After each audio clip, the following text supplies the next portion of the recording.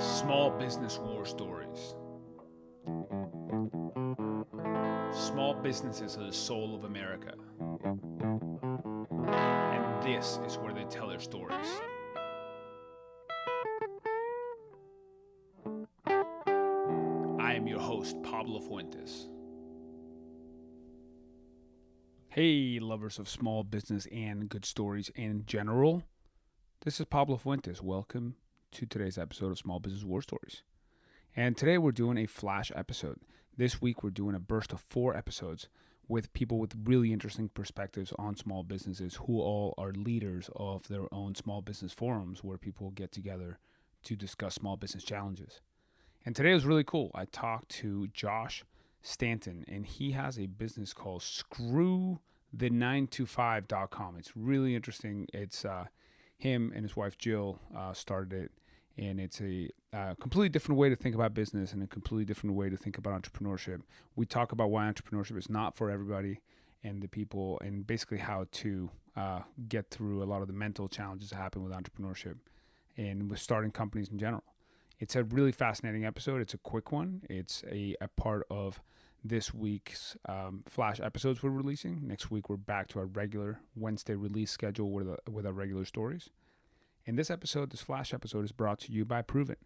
Proven.com is a small business hiring tool. It's a company that I started, and it makes it very easy for you to organize all of your hiring. Go check it out at Proven.com. And we have an excellent blog at blog.proven.com where we help small businesses think about different challenges they have. We publish this podcast, and we really love your feedback about different stories and different things you want us to cover on the blog at Proven.com. You can email me any ideas at podcast@proven.com. Without further ado, let's get into today's episode with Josh Stanton of Screw the 9to5.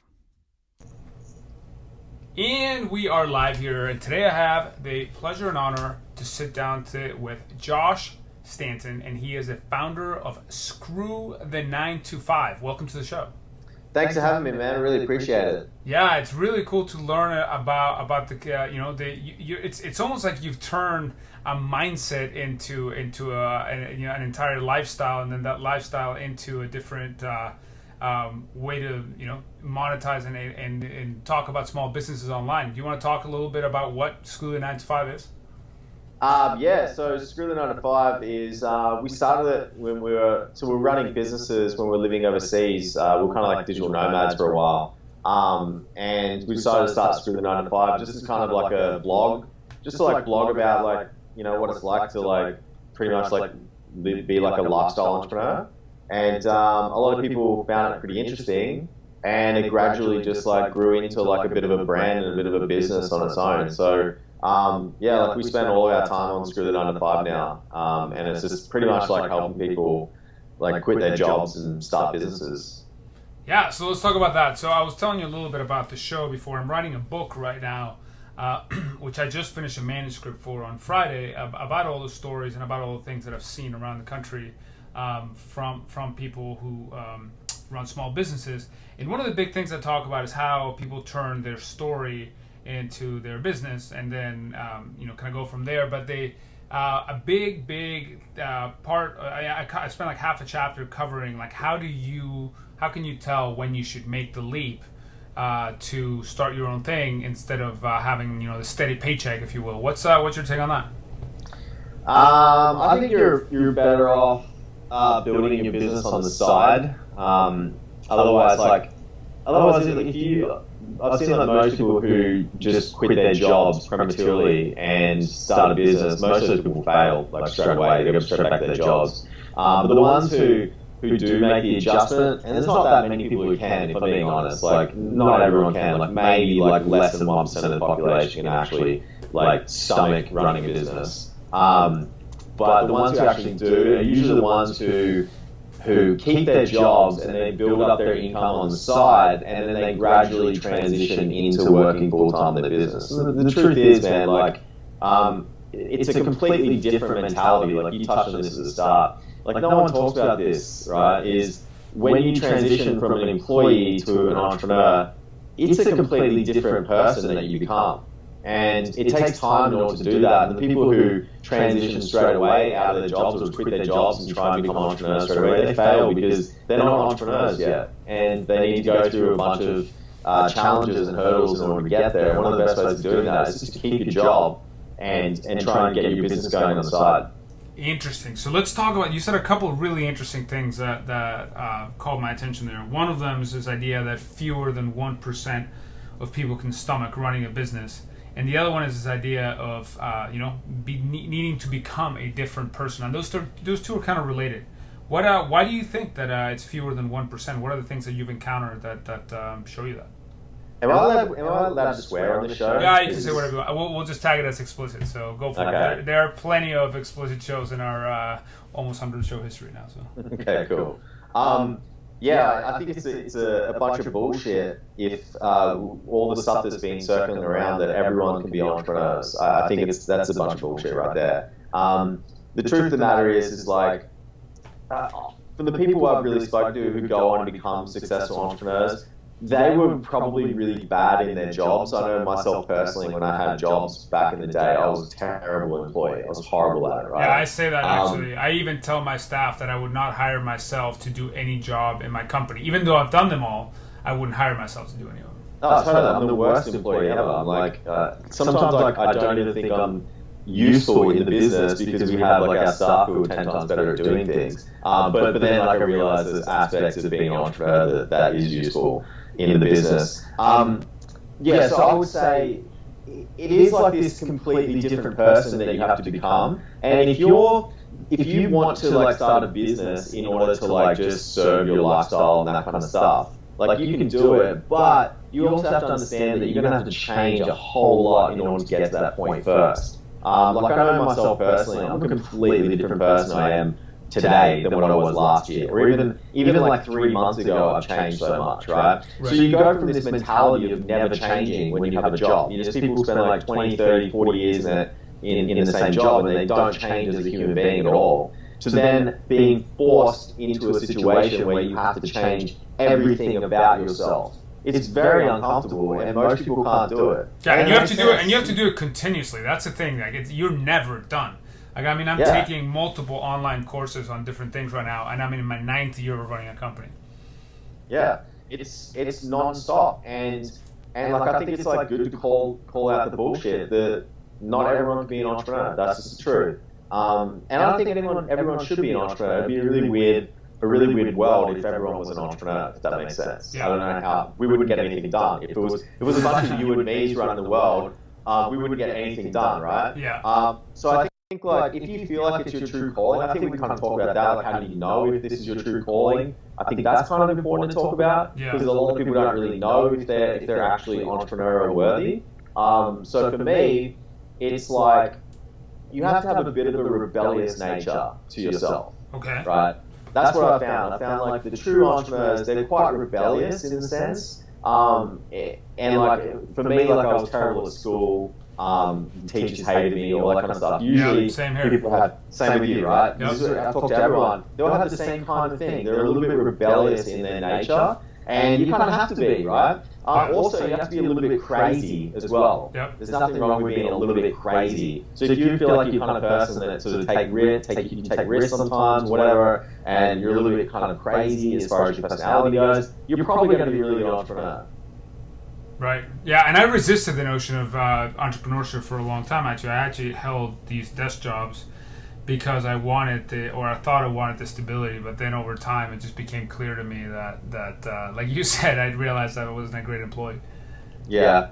I think here's the thing though too, is like you kind of have to have a balance as well. You know, like when I first got into business, like I had no balance. I was just like risk everything, right? And I was like 21 years old, like risk everything because I've got nothing to lose. But then as you get a bit older, you start to like, you have to like start taking risks a little bit more seriously and focus more on like calculated risks. So I see a lot of people start their businesses and then they just risk everything, and then all of a sudden like they're out of money and they're like, I don't get it, like I took all these risks, why am I not successful? And it's like, yeah, but you took the wrong kind of risks. That's the problem. That is fascinating. Let me drill into that for a minute. What is the right versus the wrong kind of risk? Well, you got to protect your downside, right? Like, for example, let's look at Facebook ads. It's like probably the easiest example. Do you run Facebook ads in your business? No, well, it took a long time, but we are 100% organic. So we generate about 60,000 hits a month to our blog, all through organic. Now, it took about 2.5-3 years to build that. So it's like a success over, 3 years in the making, overnight success, 3 years in the making. Yeah, but, that's we don't good. do any paid at the moment. That's good. It's hard to use an example with this, but let's say you're using like paid traffic, right? Like Facebook ads, Google ads, YouTube ads, whatever. If you know, like one thing that we know is we run like webinars, and so like I know the average conversion rate on the webinar right now is like 22.5% or something like that, 22.4%.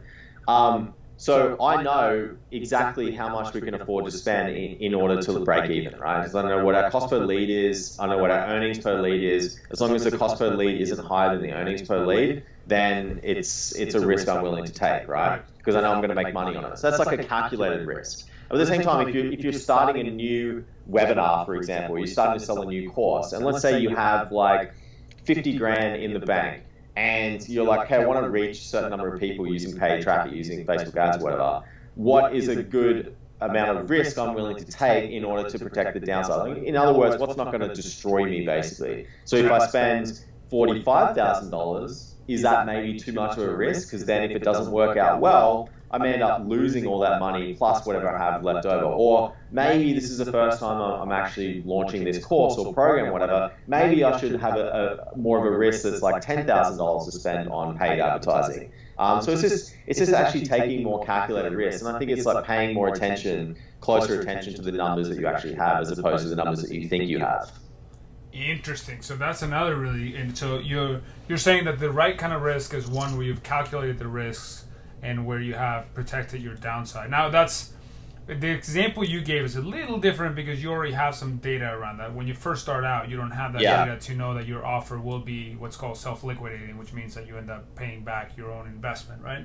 Yeah, exactly. But I mean, as using that second example I told you, is like if you're launching a new program, new webinar, whatever, what is an acceptable amount of risk you're willing to take that's not going to destroy not going to destroy you. You know, you can come back from that, like you're going to be fine. Like a lot of, especially new entrepreneurs, like they come in and they go straight into debt.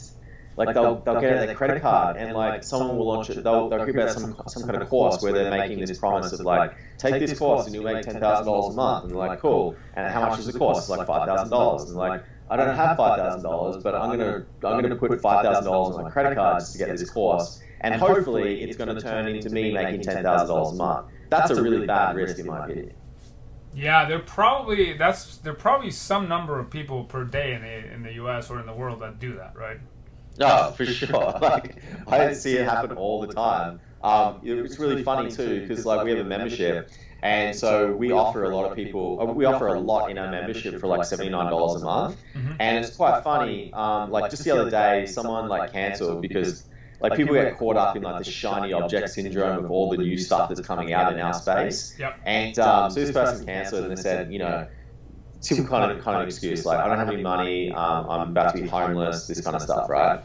And so then we're like, okay, cool, sure. So then anyway, we did a promo for someone who had like it's actually this really cool thing. It's like it's kind of like a tool or like a software that like spits out like sales copy based off like different things. Like if you want sales copy for like your webinar emails or for your actual like landing page sales copy or your opt-in pages, that kind of stuff, right? Sure. So anyway, we ran this little promo and we got to see who bought through our promo link, and of course this person bought. This is a $2,000 product, right? So this person is saying that they don't have $79 a month to pay for themselves and they're going to be homeless, and then all of a sudden they all probably dropped like another $2,000 on their credit card to get this tool, which I think is going to be the answer to their problems. Yeah, well, so so let's talk about that because there's a lot of misinformation out there on the internet where you get people who are very good at selling things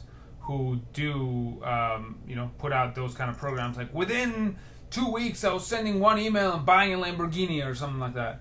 Yeah. And first of all, a lot of them are not verifiable claims, but even the ones that are verifiable sometimes depend on a tremendous amount of luck and a tremendous amount of hard work too. Like, it's not like you buy a $2,000 course and then all of a sudden you're generating all this income overnight. You have to build stuff that works and test, and there's a lot of in-between steps, right? Totally. And by the way, I'm not blaming the people who are selling the products, by the way. We're all grown-ass human beings, you know what I mean? Like, we can make our own decisions. And if you can't make your own decisions and hold yourself accountable, then good luck trying to be an entrepreneur, because you're going to make some bad decisions that you're going to have to hold yourself accountable for, and you're going to have to improve from there. So I'm not blaming the people who are selling. I'm blaming the people who are buying and making those bad decisions and being upset about it, right? Instead of being upset about it, why don't you just like use it as a reason to get better? So let's talk about that. What are some ways in which, so who are some of the people that maybe should not be spending all that money, and what would you advise they do instead? So you just told me that you grew your audience. You said 40,000 visits a month on your site. About 60 right? now, yeah. 60,000? Yeah. 60,000 organically, right? So Yeah. you didn't spend money on like paid traffic or anything like that, right? Correct.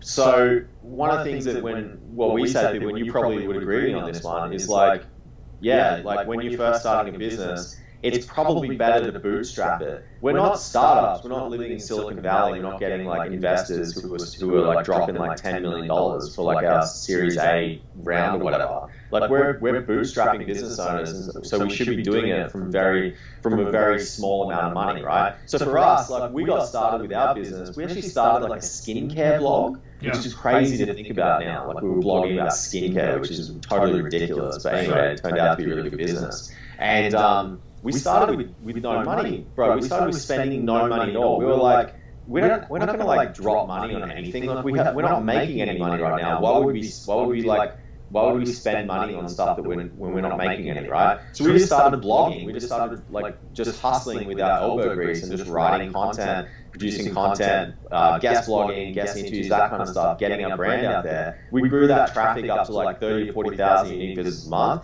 and that business ended up becoming like a 5-figure business out of nothing, right? And I think like that's the whole point of this, is that you kind of have to go through a bit of a proving ground in order to be successful. You can't just skip it by like spending money on paid traffic or buying some course where there's some kind of like thing, some kind of secret way of making lots and lots of money. That's not how it is. You've got to go through the hardship, the pain, and actually bootstrap your business. Yeah. That makes sense. Actually, so I have to confess, authenticity matters to me. So when you said that, I am actually a reformed Silicon Valley entrepreneur. I did raise a bunch of money, tried a whole bunch of ideas that didn't work, that were huge ideas. I originally tried for my company to be like a LinkedIn for blue-collar workers, and then I tried to become a staffing agency. And this is all very well documented online, by the way. I've shared all my failures very openly. And now we haven't raised money in 3 to 4 years now, 3 years, and we're a profitable company, and we operate a lot more the way that you're explaining. But that was a lesson learned the hard way for me. It wasn't something that was natural. Yeah, and by the way, like it's very rare. Like the people we're kind of talking to right now, most people aren't going to get into like the Silicon Valley startup scene anyway. Yeah, I just wanted to make sure, because I want to make sure that listeners who know who I am and what I do. Like that's not I want to make sure that when you were talking about your experience, that wasn't necessarily mine, and that I made a lot of mistakes on the way to learning some of those things you're talking about. Yeah, bro, you're a stand-up guy. Easily. Tell the truth. Love it. Yeah, man. So, but yeah, you're right. A lot of, like, most of the people I interview around the country, whom I deeply admire and respect, and that's why I do what I do, are much more closer to the situation that you're describing. Yeah. What do you prefer? Do you prefer this process, or did you prefer like obviously in the startup scene would have been tough, but like tell me the difference between the two for you? Yeah, that's a good question. I would say with the startup, there's a lot of delayed gratification where you're trying to build a product that's completely new, and for it to work, there's a lot of engineering time and a lot of product design that has to go into place, and then you iterate from there. I think there's less of an emphasis. The biggest difference is the emphasis on making money, like you said, on monetization. I think the way that I run my business today and the way that most people run their businesses, whom I speak to on the road, is much more focused on, you got to make the cash flow work. And it has to, and there are no excuses for that, because that's how you make your payroll.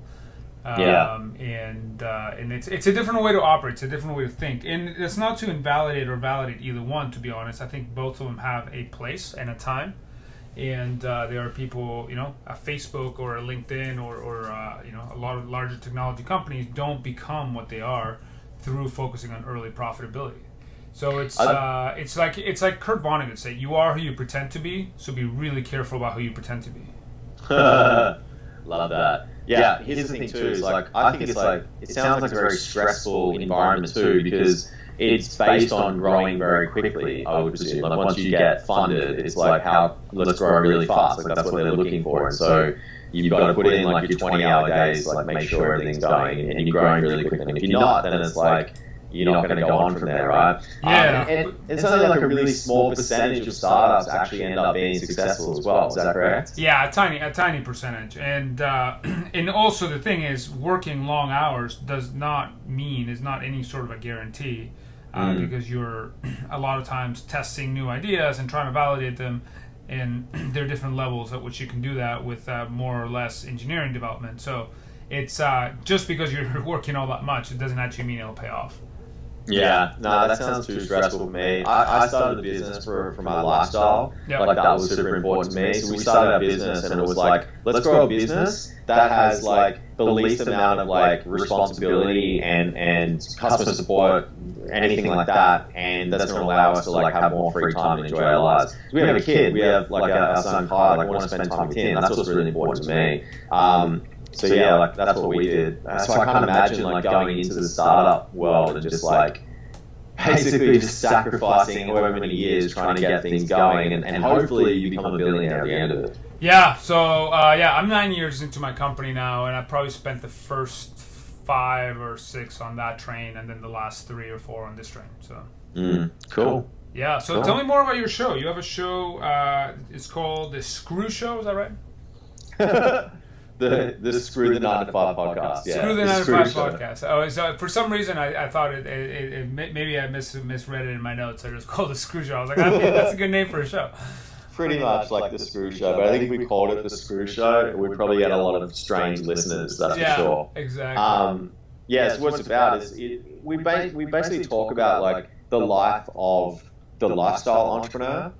So like the aspects of that. I think there's a lot of issues as far as like mental health goes in the entrepreneur space. Yeah. There's people who are just like giving up their lives in order to grow a business and make money, and then they get to the end of it, they make a bunch of money, and they're just like ruined mentally. So for us, like we try to focus on like creating balance through 3 areas: through business, health, and our life as well. So like I'm very avid follower of like many things to do with health. Like I just recently got on the keto diet, which I'm absolutely loving, by the way. Yeah. So like we talk about those kind of things, and then as far as lifestyle goes, we talk about like a lot of business owners are giving up a lot of high quality relationships in order to make their business successful, which I think is a huge mistake.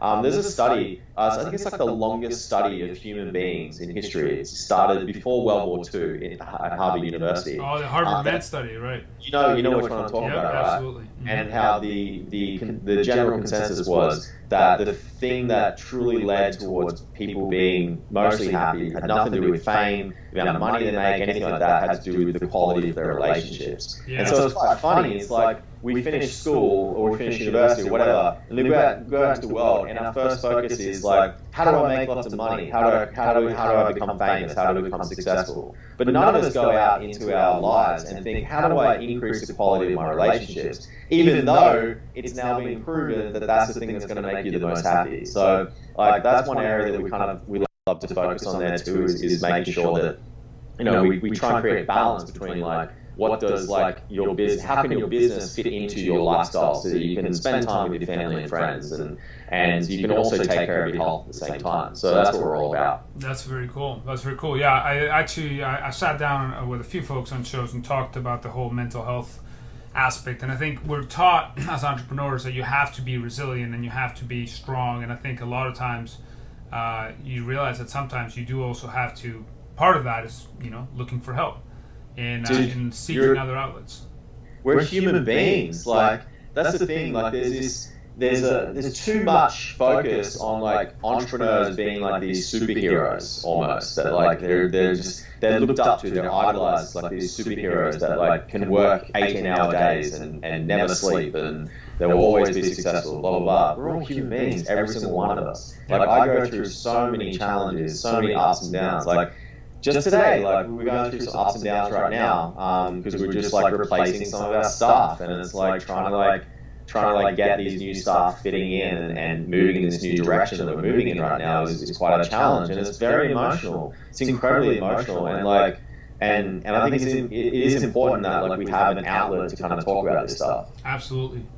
No, that's I have a tremendous amount of empathy for that, and for me, I've done the keto diet a little bit, but the big things for me have been Brazilian Jiu-Jitsu, weight training, meditation, and music. I'm a recording artist. I play music in Austin, Texas, and I build and restore guitars. And none of those things particularly directly help my business, but at the same time indirectly, because they help me stay balanced and sane. They do help me be tremendously productive when I'm actually working on the business. How long have you been doing BJJ for? About 7 years now. I'm a purple belt. I could see that you're a purple belt. Wow, I haven't done it before, but I'm actually thinking about doing it. But I could really see the benefit. I could see how like that actually crosses over into the world of business, because it's like a chess match, right? It's like a chess match on the ground, and it's kind of like the same kind of thing in business. You're trying to like predict things in the future. I could see that there'd be a lot of benefit in doing BJJ. Absolutely. I mean, that's an entire other podcast. Happy to talk to you about that. Before we close out, I do want to talk, by the way, now I realize why I call it the Screw Show, because you actually have something that's much worse called the Screw You. So I can't believe you're kind of saying like, oh no, we couldn't call it the Screw Show. But you have something called Screw You, which is university, like the U stands for university, I presume. So what is Screw You? Yeah, so that's our membership site. So people pay like a monthly fee to get access to coaching courses and to the community. And it's just anyone who's an existing entrepreneur and believes in our philosophy of like a balanced lifestyle approach to building a business. And yeah, I mean, there's like 300 or 400 members in there right now, and they're all trying to grow their businesses and also trying to grow their businesses for sure, but also like trying to like create some balance as well in their lives too. So yeah, Screw You. You can go to joinscrewyou.com if you want to check it out. There you go. I love the fact that no, you cannot possibly call your show the Screw Show, but however, your membership site could be called Screw You. I know. We do have to explain that every single time. It's not Screw You. It's as in like you, the person, and Screw You as in university. Yeah. People get it. I know. It's good branding. I'm just giving you grief. Cool, man. Are there any other things? Where can people find you if they want to connect with you? Yeah, I think like probably if people listen to a podcast right now, here's where you probably got the Screw Show from. Is if you want to subscribe to our show, you can go to thescrewshow.com and it'll redirect. Oh, that's why. See, I'm not completely crazy. I knew you're not crazy. That's where it came from. Exactly. Well, I wouldn't go that far. Not as in regards to this. Sure. So yeah, thescrewshow.com or just like screwthe9to5.com is our website. Okay, that is very, very cool. Well, Josh, thank you so much for taking the time to sit down with me today at Small Business War Stories. And look forward to staying in touch with you. Thanks, man. Appreciate it. Take care. Thank you for listening to Small Business War Stories. If you enjoy the show, share it with a friend, or you can subscribe on iTunes, Stitcher, or on our blog at blog.proven.com. If you have an idea for us, we'd love to hear it. Please email us at podcast@proven.com. See you next time.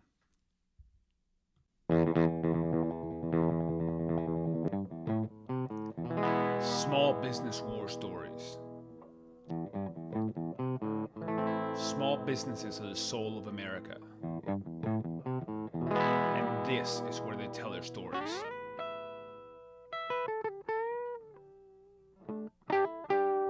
I am your host, Pablo Fuentes.